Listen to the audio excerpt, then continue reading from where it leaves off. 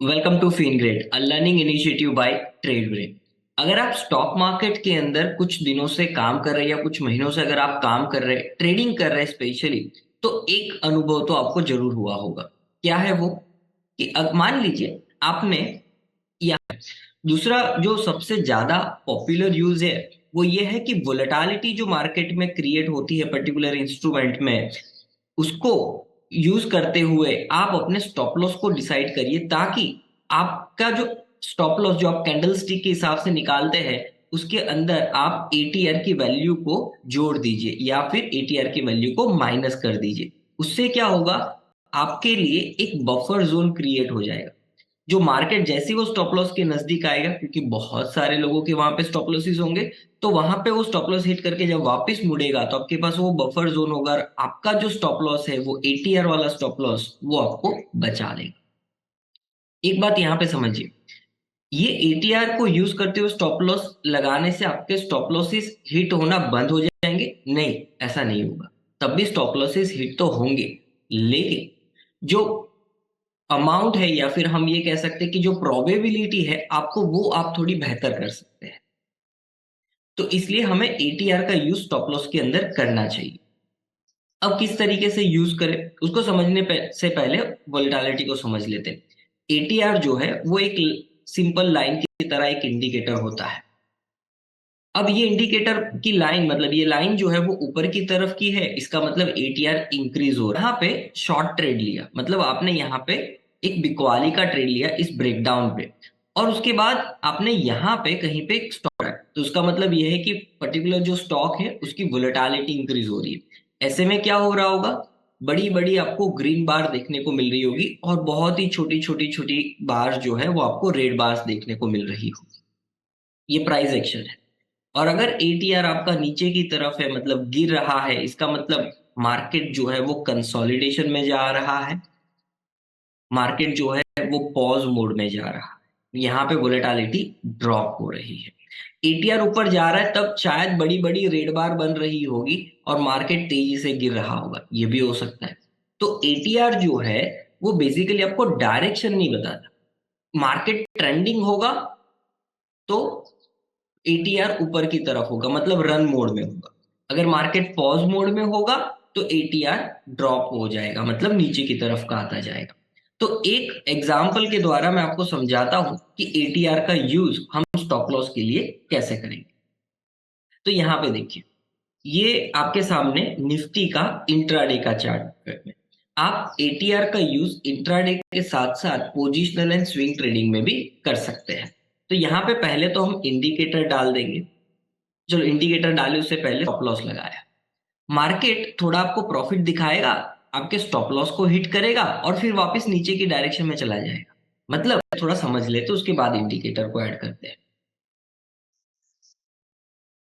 तो आप देखेंगे प्राइस स्ट्रक्चर के हिसाब से यहाँ पे पिवोट का सेटअप बना हुआ है। ये प्रीवियस डे का पिवोट था, ये आज का पिवोट है। तो रिलेशन नीचे की तरफ का है। हमने सीखा था कि R1 के ऊपर जब तक प्राइस टिके नहीं तब तक हम खरीदारी करेंगे नहीं। मॉर्निंग की पहली 5 मिनट में उसके ऊपर टिकी, लेकिन उसके बाद अगर आप देखेंगे तो प्राइस नीचे आना स्टार्ट हो गई। अब यहाँ पे मान लीजिए कोई एक ट्रेडर है जो इस कंसोलिडेशन को, मतलब इस पॉज मोड में अगर आप देखेंगे तो ये कंटिन्यूएशन पैटर्न बना और यहाँ पे ब्रेकडाउन आया।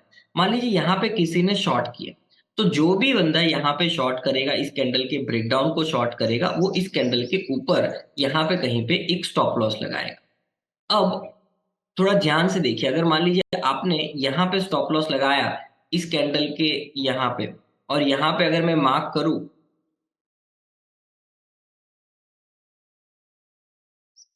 तो प्राइस वहीं पे आके स्टॉप लॉसेस को हिट करवाई। थोड़े टाइम के बाद अगर आप देखेंगे तो प्राइस ने वहां पे ही लोगों के स्टॉप लॉसेस हिट करवाई। ये बहुत बार होता है, और जैसे ही स्टॉप लॉस हिट हुआ, प्राइस तेजी से फिर आपको नीचे की तरफ आती हुई देखने को मिली, तो ये बड़ा ट्रेंड आपका मिस हो जाता है।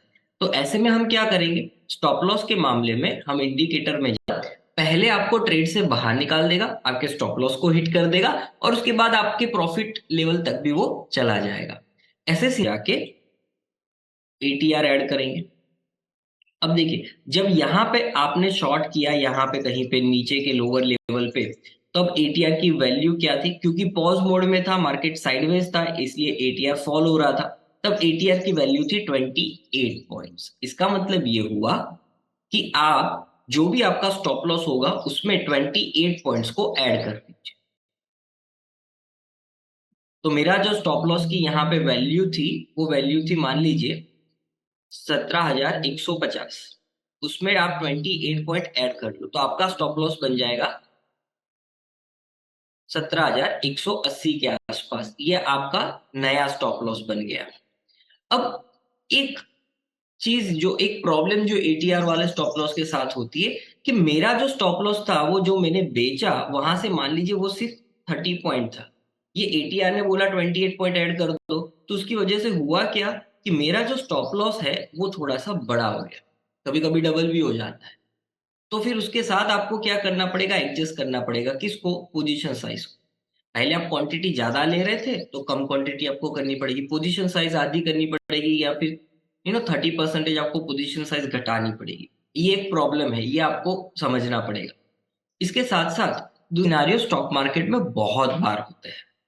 तो इसी प्रॉब्लम का सॉल्यूशन आज मैं आपको बताऊंगा एटीआर के द्वारा। एटीआर का दूसरी एक और चीज, कि जरूरी नहीं है कि अगर मान लीजिए आप काफी कॉन्फिडेंट है और आपका सेटअप अपने बैक टेस्ट किया हुआ है, ज्यादातर काम करता है और बेहतर काम करता है, उस समय आप क्या कर सकते हैं कि जो 1 एटीआर हमने यूज किया, 28 पॉइंट जो हमने एटीआर यूज किया, उसकी जगह पे आप उसका आधा ले लो, मतलब 0.5 एटीआर। उसको भी आप यूज कर सकते हो अपने ट्रेडिंग के अंदर। तो 28 पॉइंट ऐड करने की जगह पे मैं क्या करूंगा, यहाँ पे सिर्फ 14 पॉइंट को ऐड करूंगा। ये आप एडजस्टमेंट स्टॉप लॉस के अंदर कर सकते हैं। बस ध्यान रखिएगा, एक हिंट दे देता हूं, ये एडजस्टमेंट तभी आपको करना है जब एटीआर फॉल हो रहा हो। क्योंकि जब एटीआर फॉल हो रहा है इसका मतलब ये है कि वोलेटिलिटी थोड़ी कम हो रही है, तो ये हाफ एटीआर वाला काम हो जाएगा। बट अगर वोलेटिलिटी इंक्रीज हो रही है, मतलब मार्केट काफी तेजी से ट्रेंड हो रहा है, उस समय विपसॉस भी काफी बड़े आते हैं। मतलब जैसे समुद्र के अंदर लहरें जो बहुत बड़ी होती है तूफान के दौरान, उस तरीके का माहौल। तो ऐसे में आपको क्या करना है कि उस समय 1 एटीआर रखना है, क्वांटिटी को छोटा कर देना है। क्योंकि मूव काफी बड़ा होगा, क्वांटिटी भले छोटी होगी, बट आप 50 रुपए से 80 पॉइंट यहाँ पे कमा रहे हो, मतलब 30 पॉइंट आप कमा रहे हो, तो क्वांटिटी कम होगी, प्रॉफिट बड़ा हो जाएगा। जब मार्केट में वोलेटिलिटी ही नहीं है, मार्केट छोट बहुत फुल फॉर्म होता है एवरेज ट्रू रेंज।